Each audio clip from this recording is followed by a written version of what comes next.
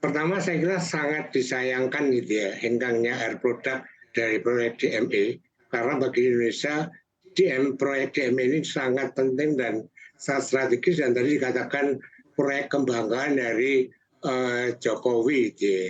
Nah kalau penyebabnya seperti yang diungkapkan oleh Menteri SDM, saya katakan itu agak mengada-ada gitu ya karena Air Product sebelumnya kan sudah menjajaki cukup lama gitu ya untuk bekerja sama dengan dalam konsorsium tadi.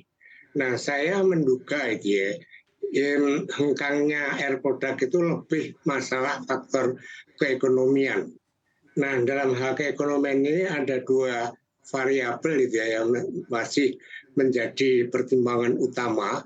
Yang pertama dari segi cost-nya itu belum ada kesepakatan dengan para pengusaha batubara tentang berapa harga batubara yang akan dibeli gitu ya, untuk resource dari DME tadi.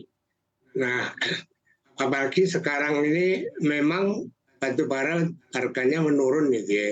Tapi kan ada kecenderungan selalu meningkat dan sekarang barangkali itu masih mahal untuk gasifikasi dari batubara tadi. Ini dari sisi cost gitu ya. Nah, kemudian dari sisi pendapatan, Air Product juga mempertimbangkan gitu ya.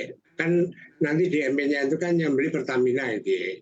Nah, barangkali itu juga harga yang ditawarkan oleh Pertamina tadi itu barangkali juga belum ketemu dengan apa yang diminta oleh Air Product tadi gitu ya, sehingga keekonomiannya tadi masih di bawah perhitungan dari Air Product tadi gitu ya.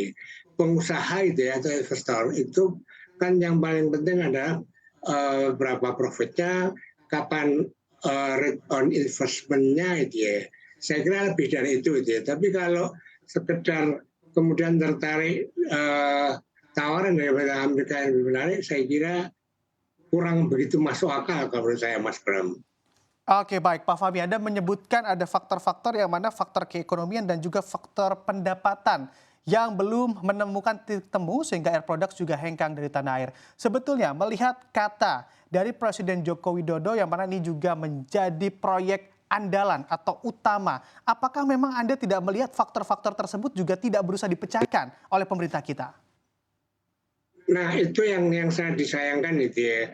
Artinya dalam level presiden itu kan sudah sangat menggebu-gebu tadi, harapannya tinggi dan yang penting juga ini akan menjadi substitusi dari LPG tadi yang impor kontennya kan tinggi, yang itu menghabiskan banyak devisa gitu ya. Kemudian juga subsidinya juga tinggi juga.